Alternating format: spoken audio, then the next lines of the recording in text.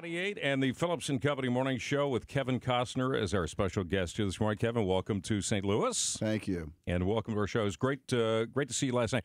Although I have to say, had they not promised us the interview with you this morning, I would have stayed home and watched the national championship. And I greatly appreciate you on stage last night saying, guys, I apologize if somebody dragged you here. Right. And then, of course, Courtney said, well, what about the women that wanted to see the game last night? Probably were some. Just shows how bossed around you are. I hustled home myself. Well, we get, the great news is we saw a great movie. It was great. And I'll be honest with you. I mean, we're there like, okay, well, we know we got to get the interview with Kevin because this is the way you do it in this business. But I wonder what's happening with the game. Well, we got home and got to see the second half of the game. But I'll be honest, I thought that the movie was remarkable. And going in, my wife always goes on to that Rotten Tomatoes deal. I never look at that kind of stuff. You can't believe what anybody tells you about a picture. That was entertaining. It was funny. Did you stand behind, or did you stay in the theater? Listen to the laughs. I came in right in at the end. I saw it start, and I came at the end, and people understood everything we were trying to do, and found the humor in it. They found a measure of tears, but laughter was something that I think people were surprised going in that they would experience. Well, you've got sort of a deadpan comedy thing going on. I mean, we saw last night when I got home and I'm watching the game. They did you got a Disney film coming up, right? And you have a line in that where you say, "Tell your father that I'm happy to be in his home. I'm honored." And he said, "Hey, he's honored to be in the house." And, tell him I said thanks. Yeah. I mean. Well, I tell you, it's not so much deadpan as it is. It's how when humor comes out of a real moment, we all understand that, and nothing suffers from a sense of humor, whether it's your job or your relationship or what's going on in life. And movies, I think, when they're working their best, actually are able to have that. You don't need to force it. If it's there, it's there. And sometimes in the darkest situations, things come out and people, everybody watching knows that it happens to them all the time. Two things about the movie. First, my mom will be thrilled because you're reading a Larry McMurtry book, I noticed in one of the scenes. She loves Larry McMurtry. He fell asleep reading it. Did you notice? I know, but he had it. And second, you are like the king of the monologues. I mean, most people remember Bull Durham and that unbelievable monologue you do in that movie. In this movie, you have a fantastic monologue in the courtroom.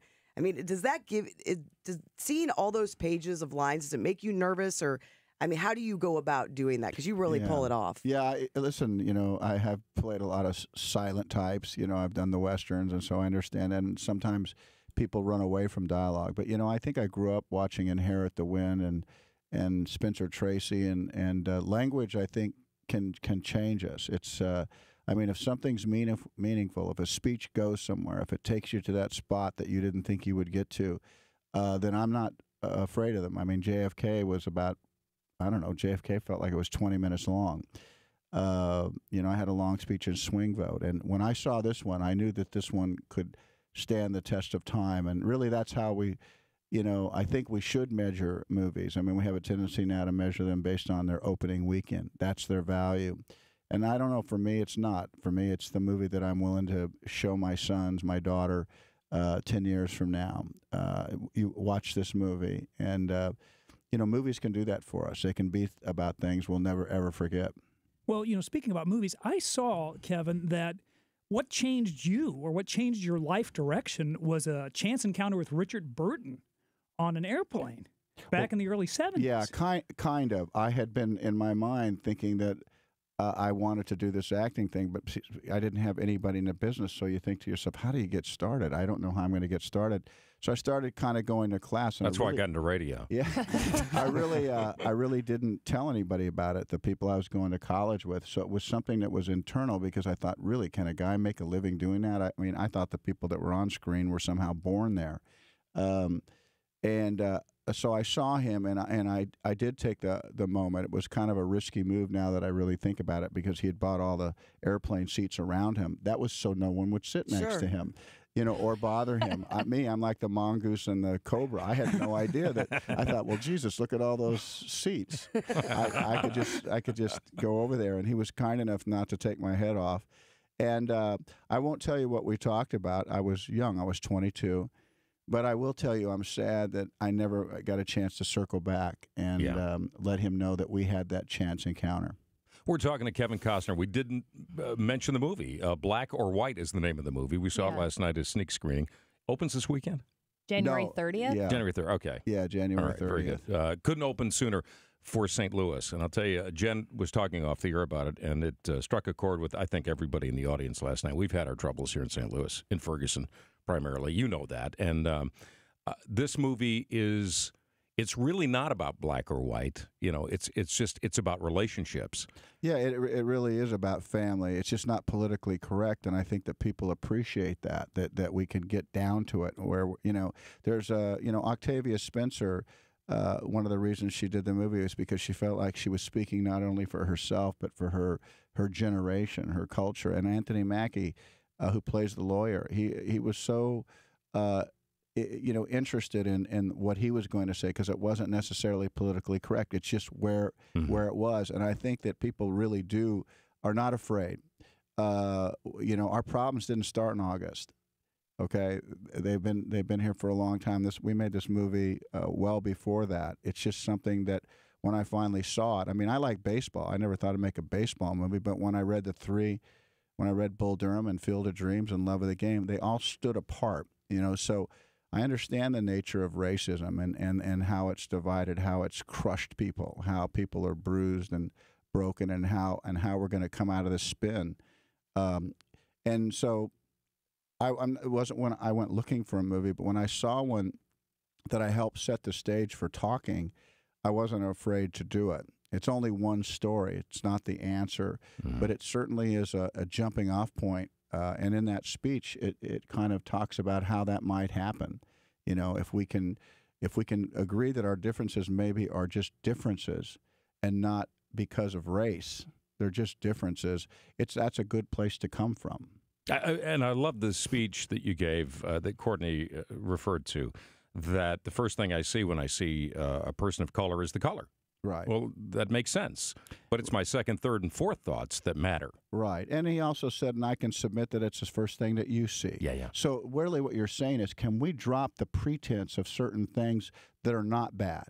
If we move to our second and third thought and we're still dealing with things that are of a racist nature, of a prejudice, of a bigotry kind of attitude towards something, then you think maybe you have a problem. This could be a healing movie for St. Louis. I'm just saying that when you great say when you come out of that movie. You do. You really do. Yeah, and it doesn't start off, but it doesn't intend to be a kumbaya ending. It certainly doesn't, but what you realize is that little girl, that's the heart of the movie, is that little girl going to be cared for? And what we come to realize is that she's just as safe and loved in downtown L.A. in Compton, California, as she is in the affluent Brentwood. She's just as nurtured. She's just as loved, just as protected, and you realize that my character is satisfied that she will be there, and actually realizes that maybe is the best place for her. So there's a realization and a high understanding of what wanted to happen, what needed to happen, did happen, but it was earned. And the garage scene with Grandma Wee Wee. I know that sounds terrible. Sounds like a device you should be wearing. But that scene where she says, "You didn't know there was there." Right. Very powerful. I mean, you've got to see this movie. Black and you play or White. a great drunk. Thanyou. Really good job. Courtney would know. About it. I do know about it. We were talking about There's quite a gang in here, I got to tell you. We were talking about sports movies. I'm curious because when Golf Channel doesn't have anything, like no tournaments, which happens frequently, they run Tin Cup more than any. And there are a lot of golf movies. There's Legend of Bagger Vance. There's Caddyshack. I'm telling you, they run that movie more than any other movie that they have available. Right. I think the guys like looking at Renee. I get it. We all get it. You want to make a bet I can hit a ball further than see which street would work here. And then there was a friend of the morning show here, Rich Sauget, once told me, and he's not the kind of guy, he's not a braggart, but he told me he played minor league baseball with Ron Shelton. Who wrote Bull Durham. And he claims that the movie was based, he was a catcher, he claims that that Ron Shelton wrote this movie with Rich in mind as the part that you played. And so that was kind of a nice little St. Louis connection. I don't know what you can say about that other than I got the plug in, and then Rich can give me some free lottery tickets because he owns Liquor and Lotto. I was the one that ended up in the bathtub with Sarandon, so he can say anything he wants about who he is. And, but that very well may be. I mean, and they probably lifted an eyebrow when they would see Ron back there. Obviously, a great ball player, tough as a cob kind of guy, but also a heart of a poet. Kind of writing, and they're probably going, what's he up to? And look what he has done with his life. He also wrote Tin Cup. Oh, he did? Wow. See, it's I did not full know circle that. moment right there. And then Ozzie Smith, a lot of people don't know, was at the screening of your movie last night and presented you with the Cardinals jersey with number 8 and Crash on the back. that was important. When I was, I'm trying to think, when I was 13 or 14, the Cardinals were my team, and my heart broke into 1,000 pieces when Northrop hits the ball over Flood's head. Flood. And it was Brock. It was a player that I really responded to, and so it was interesting. That was a team for 3 or 4 years that I really followed as a kid. All right. Well, you want the Rams? You got to be honest. I mean, yeah, they're coming your way. We will negotiate this deal. Is that a done deal? Is that what's happening? Not a done deal. But I mean, are you? See, now this is what I'm thinking now, because L.A. is now Kings. I mean, because the Kings won the Stanley Cup, but it's Lakers, Dodgers, Kings, and then football. Yeah, well, the Clippers are a really fine team too. Listen, we for 20 years. I don't even know how long. That's right, 20 years. I grew up watching the Rams and grew up watching Green Bay beat us. Grew up watching the Vikings beat us. Grew up watching Dallas. So did we. Yeah. So I know we won a football team, but not at the expense of taking yours. Wow, look at this. Look at this. We love you. Kevin Costner's movie, Black or White, bringing some healing over the issue of race, and he's also going to help us keep the Rams here in St. Louis. We know you got a busy... second, that's a pretty big leap. Wait, I'm sorry. Was that the wrong conclusion to draw from that? I hope we play fair and how this comes about. We have nothing to do with it. It's all about the owner. I mean, we'd love to have an NFL team here. Be the NFL city. Final thing this morning, I'd be very remiss if I didn't mention this, and my wife begged me not to last night, but I'm going to do it anyway. All right?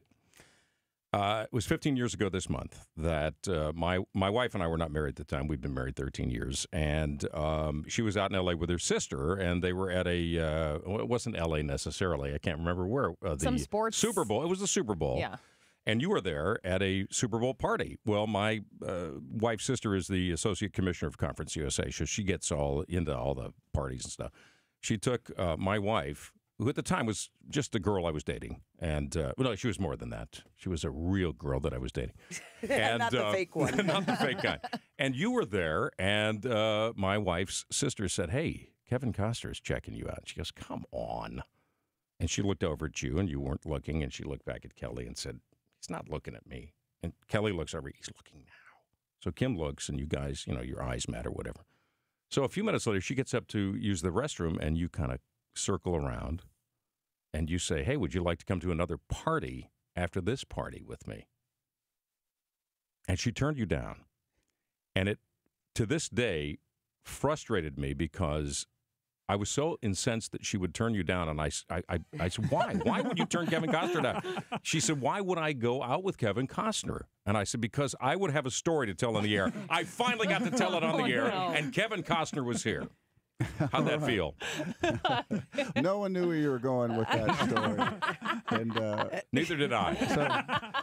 So all I can say is that's your version. I knew that was coming. All right, let's see. What's this? Black or White, again, coming out late this month, Super Bowl weekend. So, girls, go see Black or White. And I'm going to definitely see the game. I mean, there's no way I'm going to miss the game, but that game lasts about 3 hours. So if you do get a chance, right. hopefully Black or White becomes something that all movies have the potential to be, is something you never, ever forget.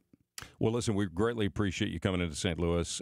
Your film couldn't happen at a better time for us once again, and I know that wasn't planned, but I think it's more than welcome, and I think people should see it for that reason alone. But it's also very funny.